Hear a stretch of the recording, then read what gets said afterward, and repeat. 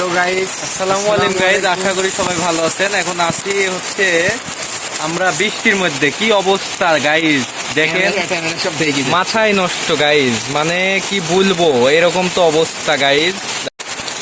কি বৃষ্টি! এ যে আরেকটা ভাই, এটি মোহাম্মদ ইমন, শেষ দেখা যাচ্ছে না যেহেতু বাইরের সওয়াল।